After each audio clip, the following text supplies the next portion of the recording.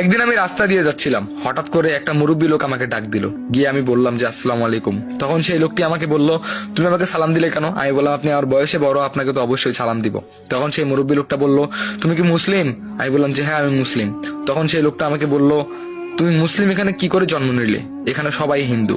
আমি অবাক হয়ে গেলাম, বললাম যে এখানে সবাই হিন্দু কেন, মুসলিম কি থাকা যায় না? তখন সেই লোকটা বলল, তোমার বাবার নাম কি? আমি তখন অবাক হয়ে গেলাম, বললাম যে আসলে ছোটবেলা থেকে তো বড় হয়েছি মায়ের কাছে, বাবার নামটা এখনো মা আমাকে বলেনি। আর যখনই বাবার কথা জিজ্ঞেস করতাম তখনই মা আমাকে অন্য একটা কথা বলে এই কথাটা কাটিয়ে দিত, কিন্তু আমাকে কখনো বাবার ব্যাপারে কোনো কিছুই বলেনি।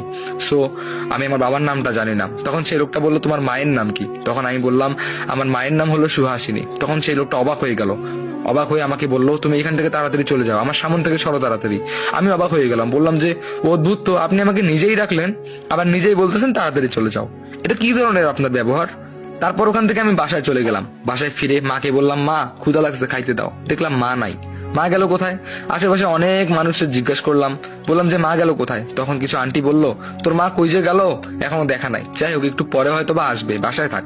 আমি বললাম ঠিক আছে। তারপরে আমি বাসায় গিয়ে শুয়ে পড়লাম। 2-3 ঘন্টা পর মা আসলো। মাকে বললাম, মা খাইতে দাও।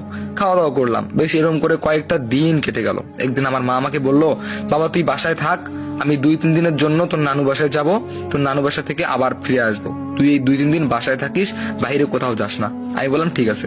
এই কথা বলে আমিও বাসায় রইলাম, মাও চলে গেল। 2-4 দিন পার হয়ে গেল, মায়ের কোনো খোঁজ নেই। আর এটা আজকালের কথা না, প্রায় অনেক বছর আগের কথা। তখন কিন্তু অ্যান্ড্রয়েড ফোন বা বিভিন্ন রকম ফোন কিচ্ছু ছিল না, যোগাযোগের কোনো মাধ্যম ছিল না, শুধু চিঠি বার্তা ছাড়া। তো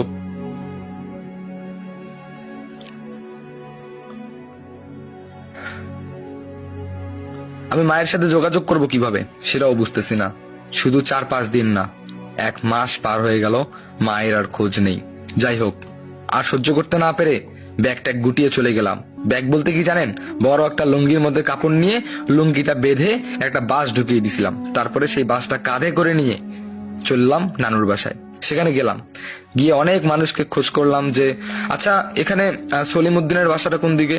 তবে সলিমউদ্দিন নামে অনেক মানুষকে দেখিয়ে দিল, কিন্তু আমার নানু বাসার দেখা পেলাম না, আমার মায়ের দেখাও পেলাম না।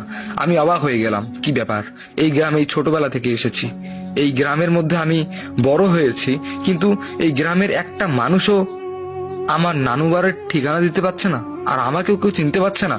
অদ্ভুত একটা বিষয়। আমি সেদিনও এসে গেলাম প্রায় 1-2 বছর আগে। সবাই ভালো ছিল। পাশে রহিম কাকার দোকান ছিল, ওখানে গেলাম, গিয়ে বললাম যে কাকা কেমন আছেন? বললো যে কে